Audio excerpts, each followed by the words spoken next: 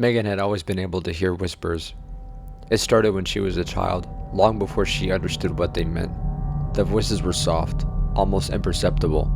Her parents told her it was her imagination, but as she grew older, the whispers didn't fade. They grew clearer, more insistent. It wasn't just the whispers, it was the presence, the feeling of eyes on her, even when she was alone. At first she thought she was just paranoid.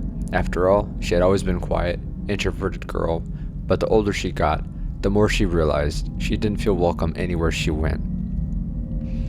It was her grandmother's house, tucked away on a dead-end street, with windows that creaked when they opened and floors that groaned underfoot.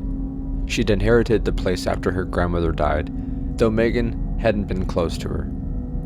Megan would often sit in the living room, pretending to read, but the whispers never stopped. They weren't words, just soft sounds, like rustling leaves or faint footsteps following her from room to room. It was as though someone was standing just out of sight, their presence too close to ignore. One night, unable to sleep, she decided to confront it. She turned off the lights and sat in the center of the room, waiting. For hours. Nothing happened. The whispers had quieted. Just as she thought it was all in her head, she saw it. A shadow in the corner of the room. It wasn't a shape, just an outline. A figure, still and unmoving, but unmistakably there. She stood up, her legs trembling, heart racing. The whispering started again, louder this time, more urgent.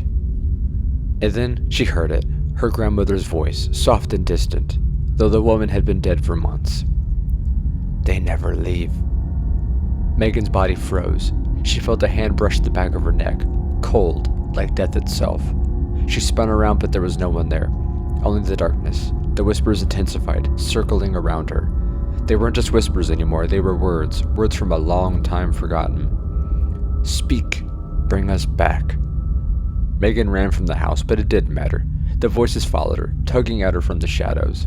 She tried to escape, to move away, but wherever she went, the whispers found her again. In the streets, in her new apartment, even in her dreams. It took months before she realized the truth. The quiet ones like her, the ones who never spoke, were a key to the other side. All she had to do was speak, and doors would open. If she refused to speak, they would drive her mad until she had no choice and couldn't distinguish the horror she could unleash from reality.